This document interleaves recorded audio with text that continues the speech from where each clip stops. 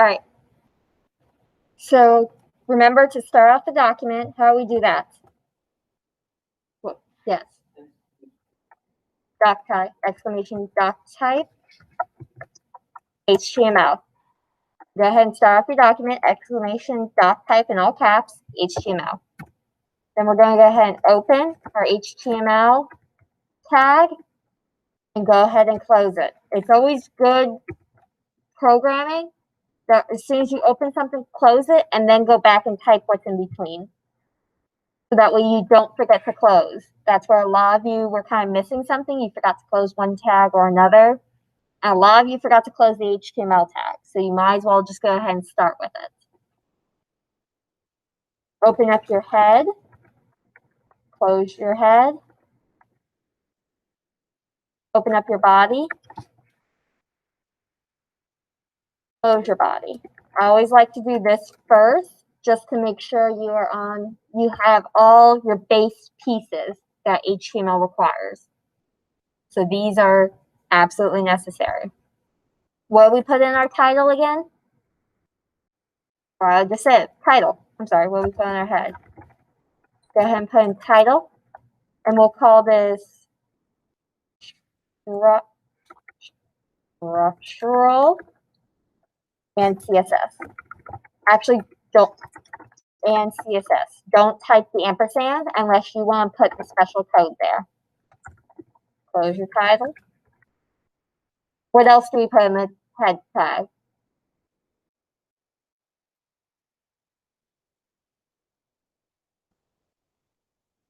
Guys, what else do we put in the head tag? Meta char set equals your double quotes UTF-8.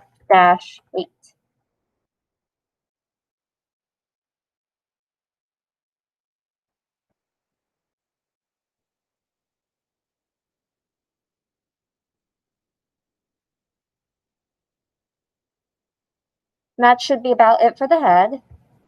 In our body, we're going to go over structural again. I know I went over that with each of you individually, but I want to go over it one more time, just so you have it in your notes. So there are 4 main structural tags. These block out your website. They kind of work like this. They chunk out your website, and it helps when you have someone with a disability who can't necessarily see their computer and has a screen reader, read over which sections. So does anybody remember what those 4 are? Owen, do you remember what those 4 are? The 4 structural tags. What are they? Main nav header, missing one metav. What's at the bottom?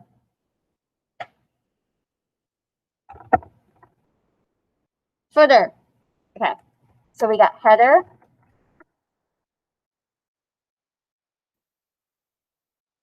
We got our nav, where our navigation goes. Main.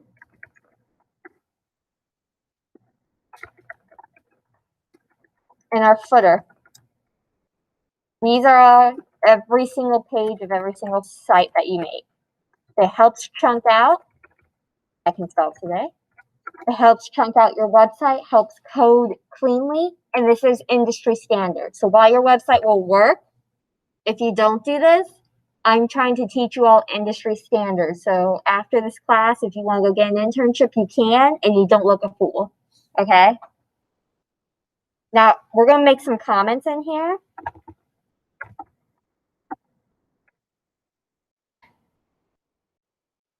So your comment tags are your open bracket, exclamation point, dash, dash.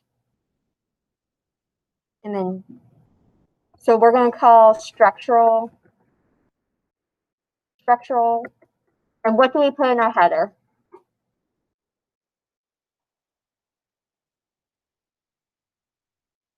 Does anybody remember what we've always put in our header?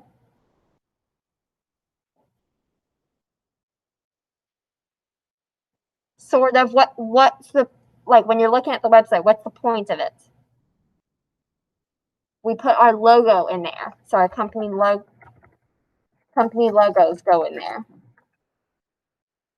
Close with a dash and close with a close bracket.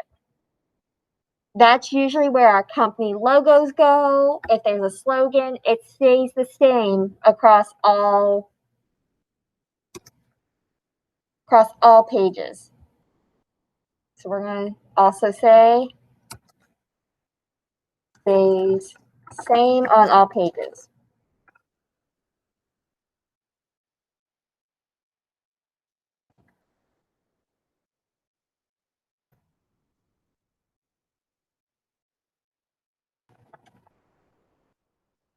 So remember, it's a structural. You typically put the company logo in there, and it stays the same on all your pages. So whether it's the home page, the about page, contact page, sales page, whatever, your company logo is consistently the same. So in the header, go ahead and put an H1 tag. And an H1 tag, H2 tags, they can go anywhere. We're just using H1 because I don't have a pretty picture logo to give you right now. Normally, you'll drop the picture in with the company logo because they all look like that. We'll say notes for exam. Close your H1. Open H1, just call it notes for exam. And close H1. So now we have a header. Our navigation, make another comment tag. Your comment tags help you, again, remember where you left off. If you need to say something or hold a piece of code until later on, you can stick it in there. Or you can be like some people and insert little witty jokes in there. A lot of programmers tend to get real funny in the comments. So, and how you comment your code, how you indent your code is kind of like a signature for you guys.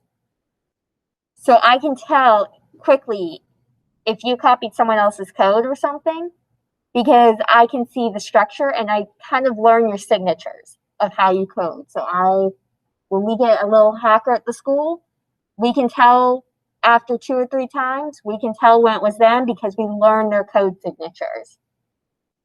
So on our nav, again, make a comment for it's structural. And it's our navigation. So it's also our menu bar. If you want to call it menu bar, if you want to call it your navigation, whatever you're going to remember it as. Do we keep it the same or do we change it for every page of our website?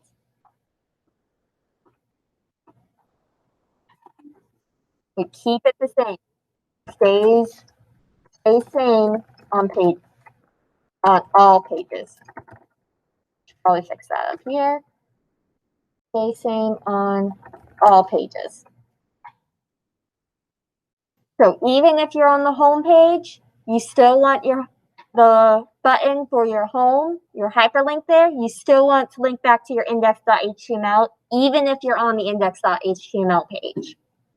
Because you don't know how many times someone goes to a website and clicks it because they're unsure of whether they're on the home page or not.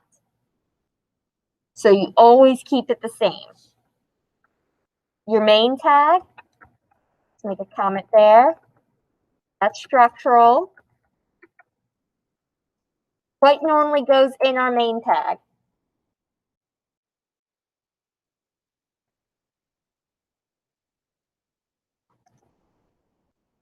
A keel. What normally goes on our main tag?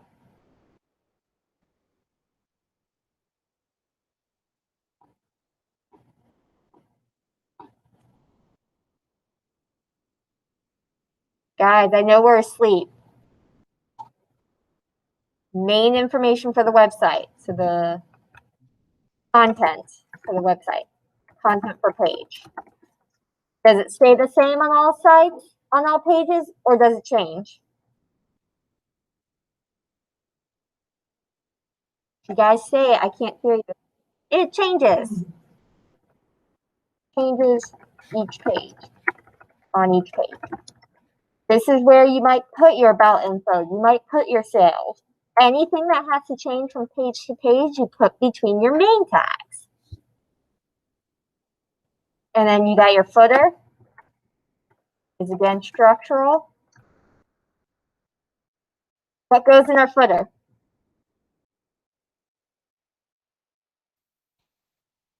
Brianna, what?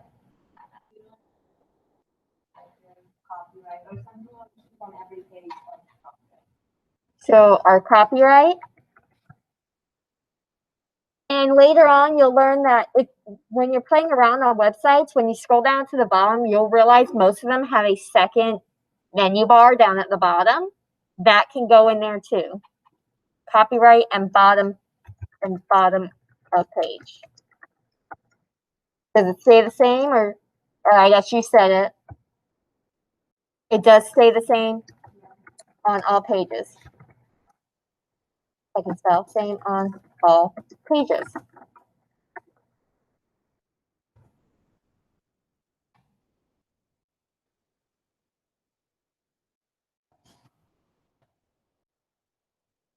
All right.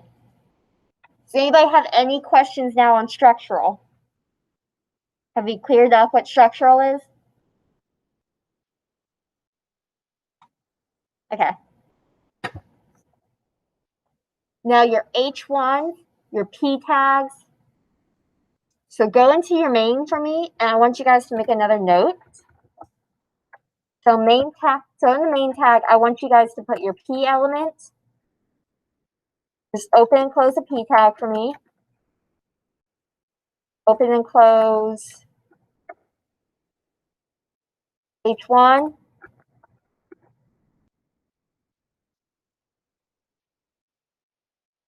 Open, close UL. So these are your lists. I'm just going to use UL to represent all our lists. Block quote, block quote. Does anybody know what these are called?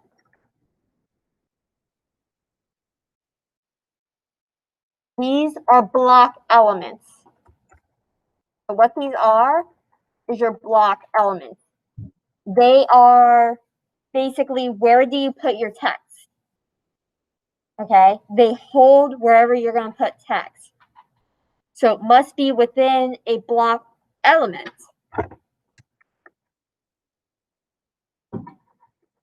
That your text always goes. Now your other tags, such as BR, A, your A tag,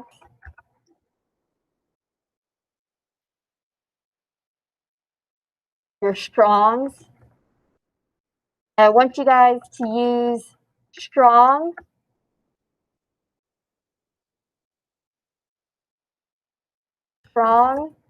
not B. So don't use the B tag anymore. Again, this is an industry standard thing. From now on, you're no longer going to use B for bold. You're going to use strong. Because sometimes it's not, especially when you're coding your CSS, it's not always necessarily that it's bold. You could do strong a different color. You could do it a different font. It changes. And EM for emphasis. And same thing, make another note.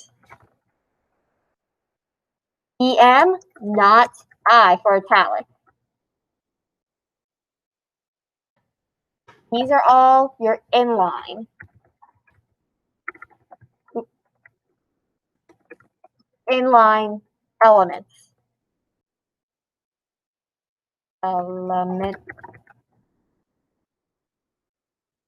These all have to go within a block element. So we have our structural, we have our block, and we have our inline. Remember, an inline must always go inside a block. That is clean coding. While again, it will technically work, It's not industry standard. You want to put it inside your paragraph because when you start with your CSS, you want to make sure everything is consistent. So to do that is you always put it inside a block. And put your blocks always inside a structural.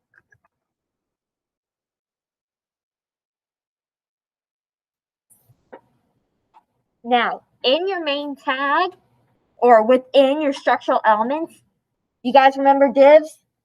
You guys remember me talking about divs? You can add divs inside to help chunk out your website. Ooh, that's not what I want. So if we want to put all our blocks together, just for our notes,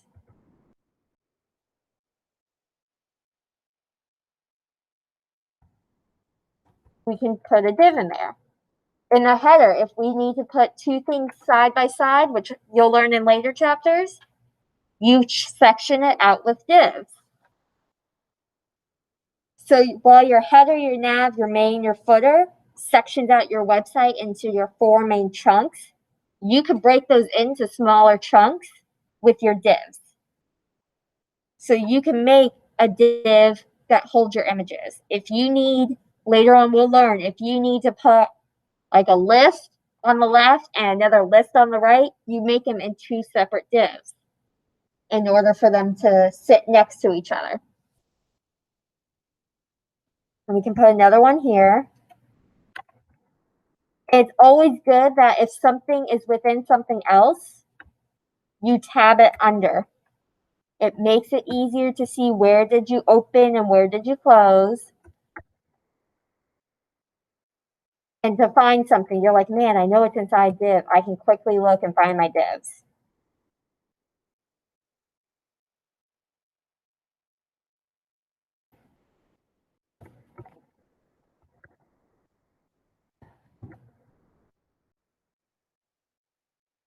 All right. So now we have our main structural, we have our block elements, and we have our inline elements.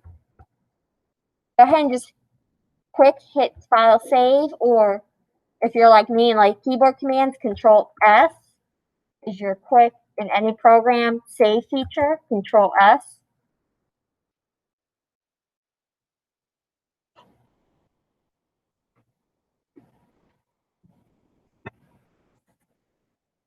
All right, now we're going to go on to our CSS. Are we good on structural, block, and inline? Do me a favor, put in the chat 1 if you're completely lost, 4 if you think you could teach this, and in between.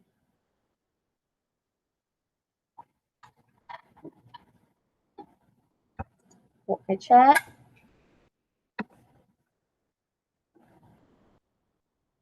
Again, 1 if you are completely lost, or 4 if you can teach this, and in between.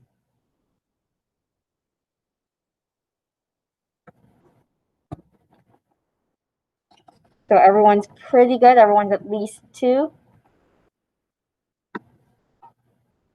Awesome. All right. Now we're going to move on to CSS. By default, the browser default, when you pull up your website and it's already in a serif text, it's already black text, your hyperlinks changed to blue, that is the browser default. So the computer already says, hey, we got default for what H1s are supposed to look like. Guess what? If you go on any website, I can guarantee you they are using an H1 and it does not look like the browser defaults. So you make Luca, trust me, that's how you do teaches by looking at your notes the whole time. All right. So there's a couple different ones. We have external, embedded, and inline. So first we're going to start with the inline. Basic one that most of you have already done. If you go to your element, so let's go to your P, and you type style, within your p tag, what you're doing is you're adding an attribute to your element. This attribute changes this element, but only does it for the one line of code you're working on. So style equals double quotes, just like any other attribute. Like, oh, I'm sorry, I forgot. Real quick, go back. Your HTML up at the top, you forgot to put lang equals English. EN. Everyone go back and add that. I'm sorry, I forgot that. And sometimes it helps to give yourself a template document that you can copy and paste your template information so that never changes your doc type, your HTML, your head, your body into your new code. All right, so back to your p tag style. Then we're going to add our CSS to it. So for this one, we're going to add just color. And then we use a semicolon. And you can either type the word of the color, if it's red, yellow, green, blue, orange, purple, black, white, gray. You can just type the name of the color or use the hexadecimal. So there is this cool website. Let me pull it up. Oops. Called color.adobe.com. When you're creating a color palette, this is honestly the best website you could use to create a color palette. So what it does is it pulls up color wheel and it has all these different color harmony rules, also color theory rules, if you're in my graphic design class. And you can play around with it. You can go for complementary where they're right across from each other.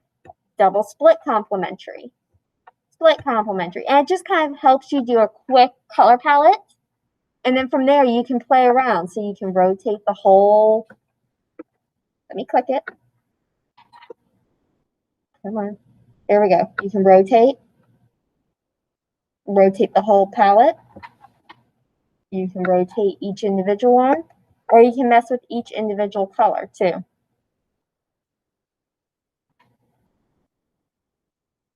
Now this right here with the pound symbol, you guys call it a hashtag. It is technically a pound symbol. That is your hexadecimal color. It's always a 6-character, 1, 2, 3, 4, 5, 6, of 1 through 9, A through F. That is your code for that exact color. So go ahead and we'll just go ahead and copy. Let's do this pink. You can copy it from there. You can, if you want to open up Photoshop, if you know how to, you can find it in there, or you can search red hexadecimal.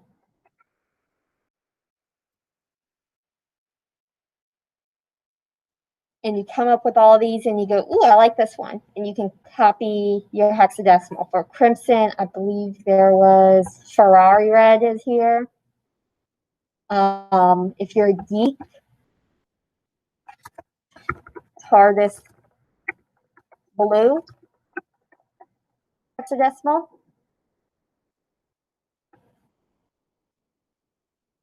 So let's do TARDIS blue. It's 1. So for our color, and sometimes for me, I have to have a scotch piece of paper in front of me if I can't necessarily copy it. So for your color, you put in the pound symbol, and we'll put in 102372. And then you end it with a colon. So that's the one that's the dot with the comma. So semicolon, you hold shift and then you get the semicolon. If you don't hold shift, you get a colon. So let's put it with Taurus blue. Let's put some text here. So we'll do inline style. Inline style. And hit save. And open it up. So go back to your folder. Let's open up your notes.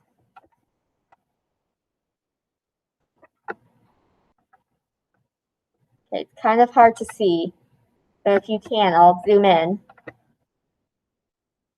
Oops, .temp HTML, why is that not right? Something's wrong there.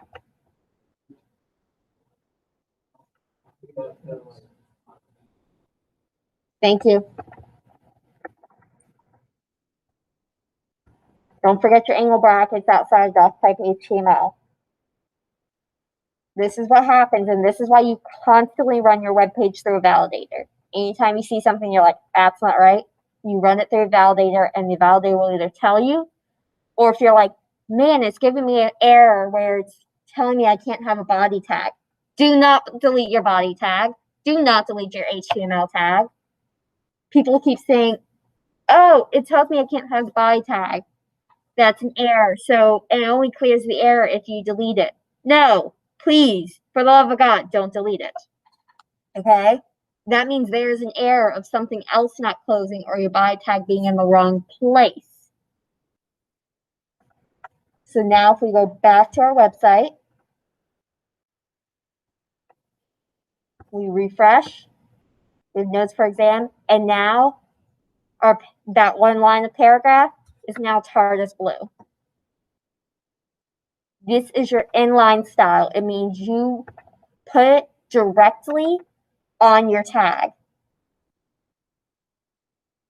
The second type is embedded. Embedded go up to your head tags, and in there you're going to add a new HTML tag called style. So go ahead and open and close style.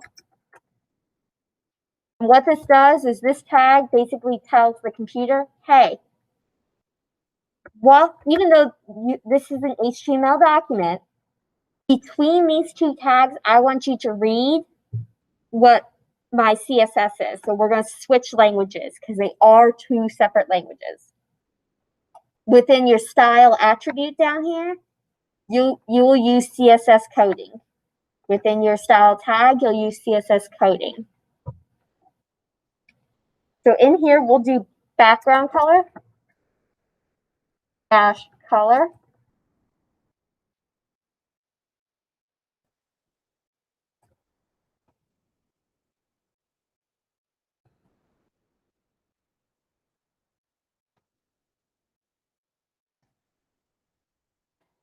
And we'll give our background color a hexadecimal of black.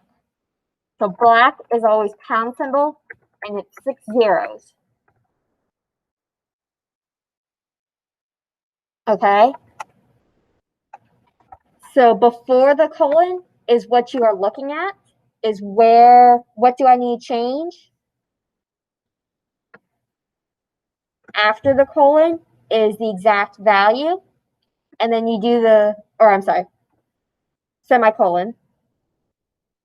Luke, we in the style tags, you do not need to put the squiggly brackets.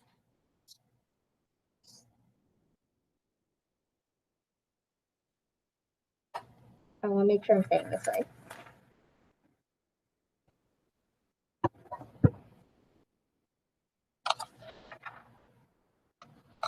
Nope, you're right, Alan. We do need squiggly brackets. Okay. So before this, you're going to type body. What this does is squiggly bracket, squiggly bracket. Before the squiggly bracket, you are telling it which tags it's going to use. It is going to change. Thank you, Luke. So for here, we're going to change body. So everything that's between the open body and the closed body is going to have a background color of black.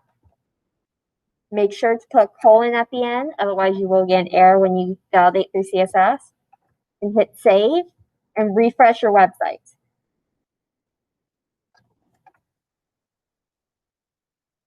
Woo-hoo.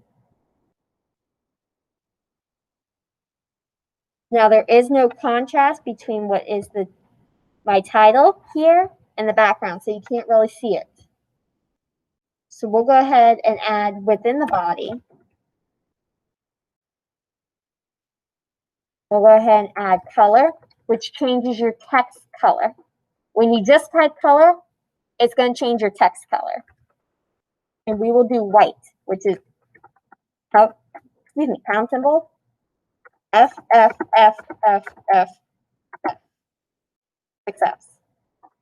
Close with a colon. That colon tells it I am done with this attribute that I'm doing. Go on to the next one. Hit save. We're refreshing our website. Ta-da! Notice how the word inline style is still blue?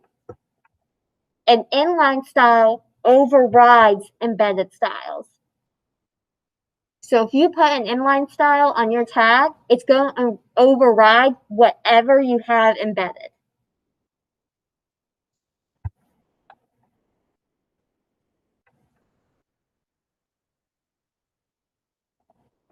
So come down here, back to your UL. So in your UL, give yourself a list element. Give yourself an LI and type inline overrides embedded CSS.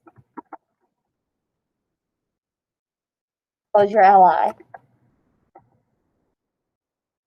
If you put any inline element on any tag, it will override anything that's embedded. It is the top thing that overrides any other CSS.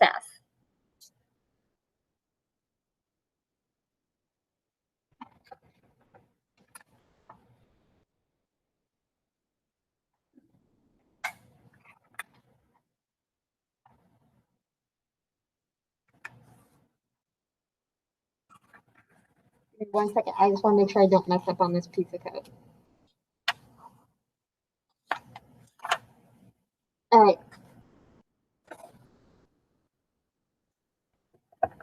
Now we have embedded. So let's just make another comment there. Embedded CSS.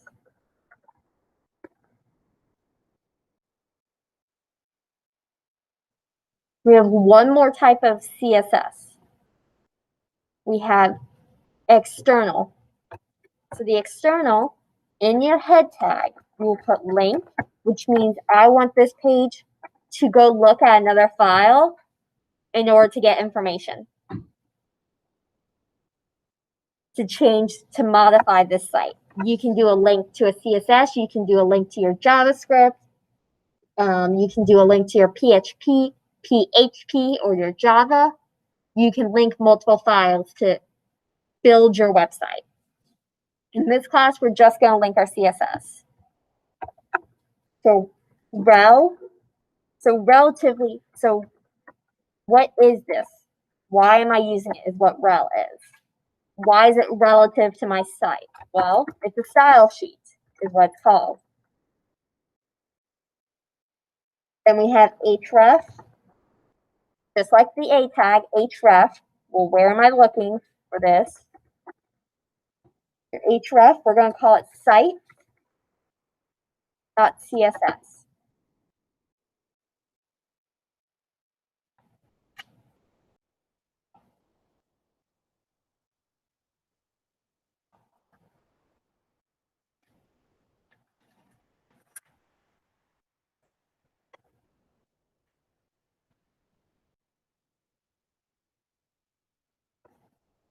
And then close it. Now we're looking at this, make your comment, is an external style sheet. External CSS style sheet. Most of the time when you are doing your CSS, you're going to do an external sheet. Here's why. When you're building a website, you don't want to have to take your embedded CSS or your inline CSS and every single page copy and paste it. Because as soon as you add one here, you add an H1, guess what? Now you have to go back through every single page of your site, which can be 50, 100 pages, depending on what website you're building, and change it on every single one. You don't want to do that.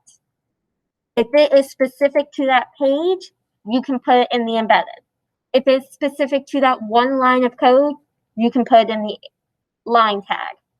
But most of the time, you're going to do your style sheet because you can link the same style sheet to every single page. And every time you change that one style sheet, it changes all of them. So go ahead and hit save there and do file new. So you're creating a second one and file save as. And we're going to call it site.css. Remember, drop down text documents and change it to all files. If you're in Notepad++, you'll have to do cascading style sheet. If you scroll down, instead of text document, scroll down and there will be cascading style sheet. And hit save.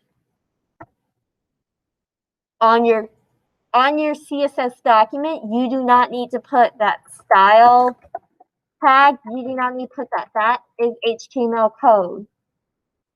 So here, all you do is your CSS code. So we can put the body, squiggly brackets, squiggly brackets.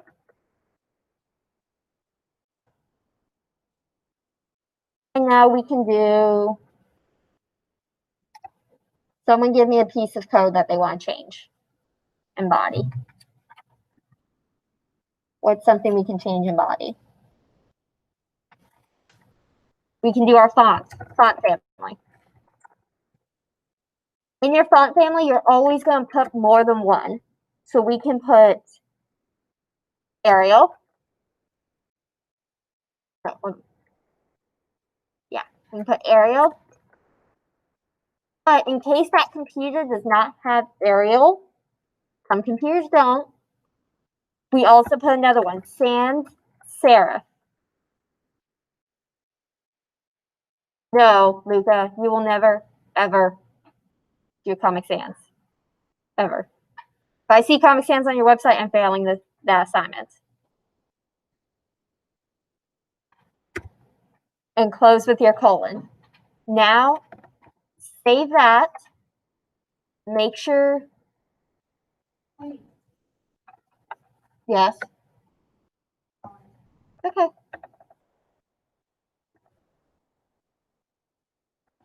Mine closed too.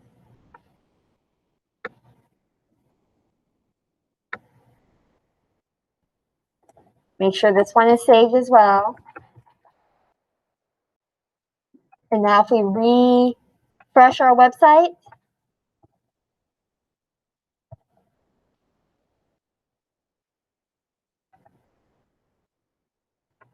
something's not right.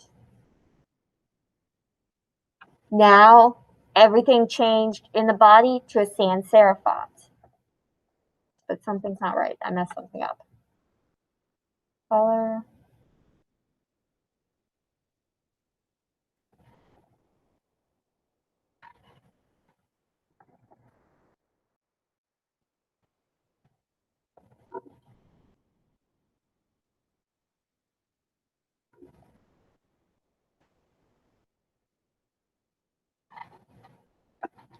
Hold on 1 second. I don't understand why that's messing up.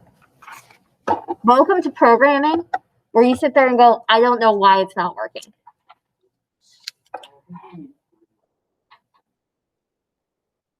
Our font family. Usually it's 3. I can't remember. I don't know why I can't remember.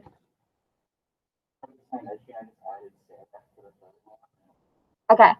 Sans serif, and then so your font family must always have 3. You separate them with commas. And let's add serif, because when in doubt, the browser default is serif. Save it. Let's refresh. Nope. Still not right.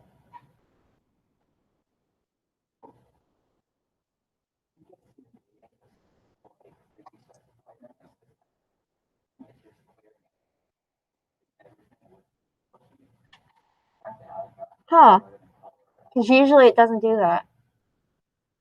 Okay. Well, it did that. Welcome to programming. It sucks. That's the motto for this class. Programming is fun, but it wants to try to give you a headache most of the time. Normally, so go back to your UL and go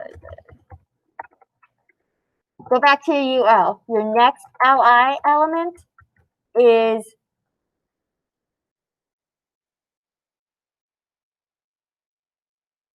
embedded. It's supposed to overrides external CSS.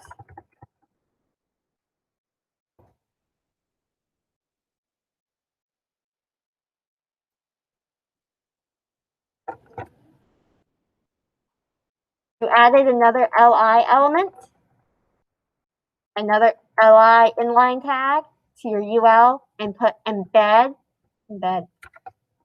did overrides external. So if it is up here and you're embedded, it's supposed to override your external. Inline also overrides your external. I'm going to have to double check why that's not working, because that's bothering me.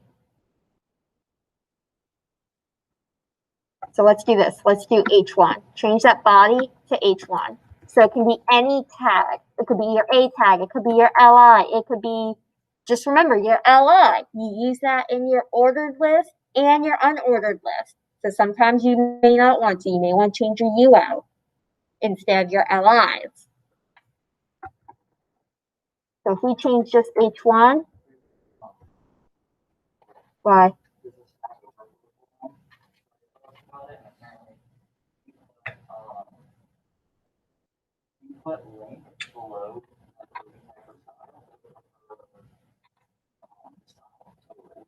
Okay. Okay.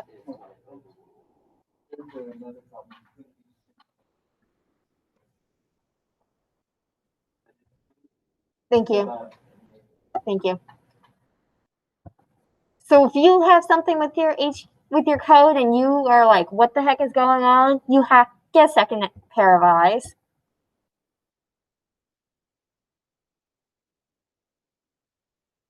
But my link is above my style tag. Oh, my comment. Thank you. Take that comment out and put it after your close tag.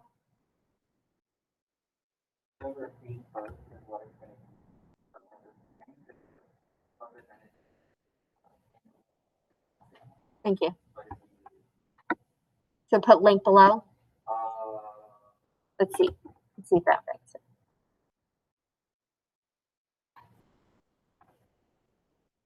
Okay, it was just a comment. Okay, so make sure you don't put an HTML comment within your style tag, because as soon as you type that word style and you open it, it switches to CSS code. But your link should always be above your style tag if you have a style tag on there. For whatever reason, most of the time you will not. I'm showing you these to show that they can happen. Most of the time you're not going to. You're going to put everything in your link. Now, say there is one specific thing you want to target on your page. So say we go back to our UL. If there are multiple ULs on this page, we have 3, 4, 50, I don't care how many unordered lists on this page, great. But we want to say this one specifically, we want to change our color. You can put an ID on it as an attribute. So your ID equals quotation, quotation, and you make up a name. So we can call this CSS list. CSS list. No spaces. Again, you make up the name on this. Now, when you go back to your CSS document, yes, Brianna? What's it doing? It won't let me say that as like an all type or all file. You have to say that as a CSS. There's actually an option for CSS. So cascading style sheet.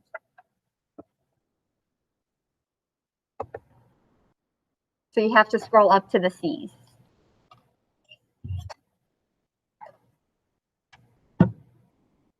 So say we made the ID for CSS list.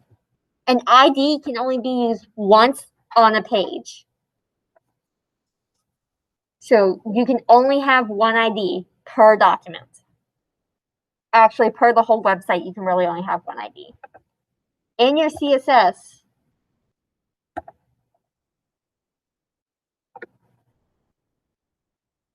to make sure you're targeting an ID, you can't just type CSS list. You can't do that. Actually, I'm also recording this so you can look back at the rest of it later. So CSS list, you can't just type that. Because if you just type it, it's looking for the tag called CSS list, which doesn't exist. In order to make it an ID, you have to put the pound symbol and then CSS list. The pound symbol basically says, hey, in the HTML, only change it on the ones that have an ID. And this is my ID name. Then you can do your squiggly brackets. Do those have an official name or are they just squiggly brackets? Pretty sure we looked this up in the other class. What? Curly brackets. Curly brackets. I call them my squiggly brackets. So CSS list, we can even add background color on just a section. You can change the header color, your nav color, your div color, just the background color on your list. So we can do background. Here, let me actually pick another CSS style.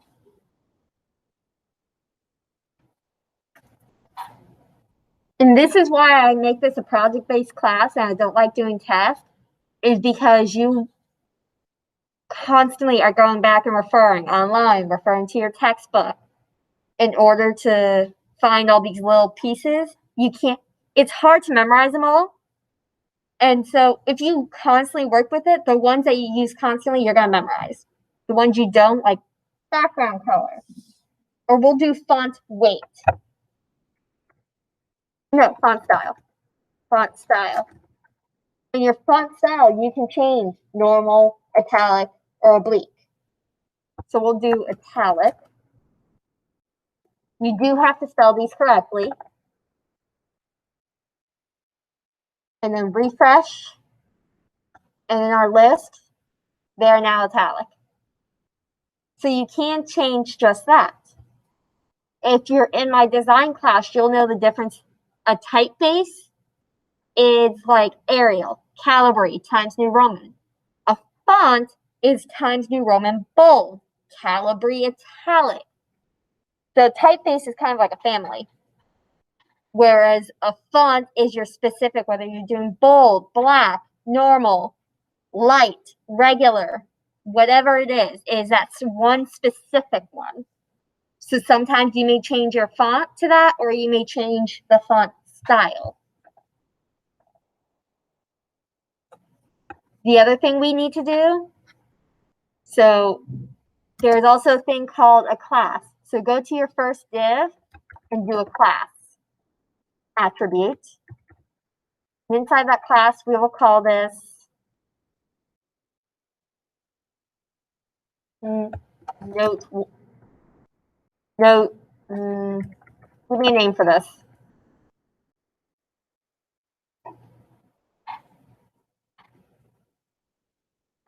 Someone give me a name for my class. Okay. We can't call a class class. Let's not do that.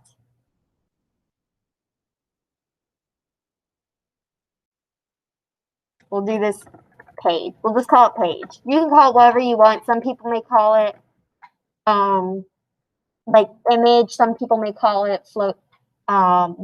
Whatever's in here. So you may say image slider. You may call it sales options. Whatever you want to call it. It does not need to be long. It's typically one word. A class can be used multiple times on the page. So let's put a quick note in here next to our ID. And ID can only be used once on a page. Your class can be used multiple times on a page. So say you put a menu bar up in the nav, and then down your footer you do another menu bar. You may put a second div in there and call it top menu bar, where in your footer you may call it bottom menu bar. And so you can change you can put a different CSS style on it because they never look the same. To do a class in CSS is a period and then your class name, which for us is page.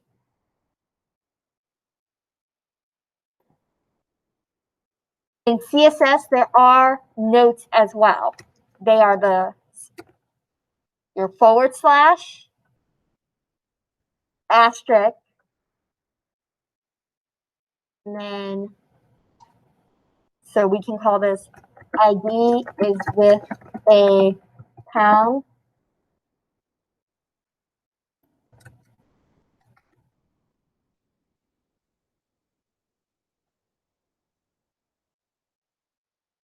And then it's asterisk, / again. / is the one underneath on the same key as your question mark. That's how you do a note in CSS. Next to page, we can make another note.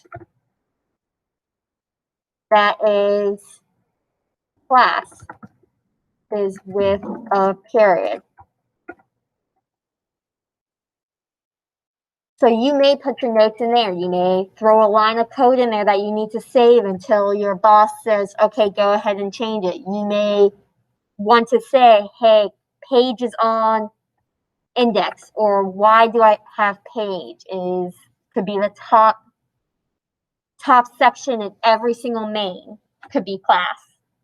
Or every time I have a different class, so on your yoga, you could section out each of those classes into your own divs, or actually you can make a table with them. And every time you have the piece that goes in the block, you can make that highlight green. Okay? Are we good on CSS now? Inline, embedded, link, external. Go ahead and put in the chat. 1, I am completely lost. 4, I can teach this, and everything in between into the chat on how you feel about CSS now. 3s. CSS is a lot easier to code than HTML. There's a lot less you have to remember. A lot of CSS is going online and looking it up and going, ooh, I wonder how I can change this. Does everyone put into the chat how comfortable they feel with CSS?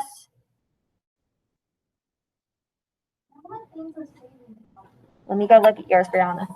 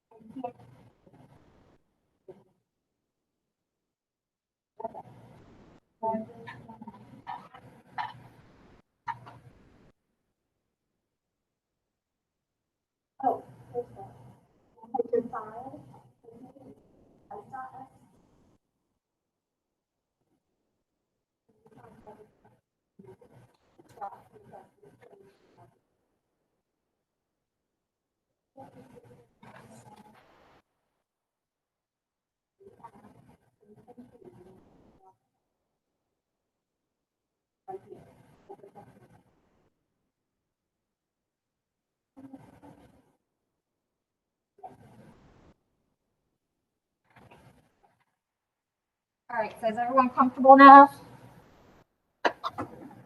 If I say go take your informational website and go add your CSS to it, does everyone feel comfortable? Nods, yes, verbally online. A 1 if you understand me. Yes, kinda. Okay. As long as you're kinda to the point where you could play around with it enough. Okay. So I'm going to open up an assignment in just a second online. Let me stop recording.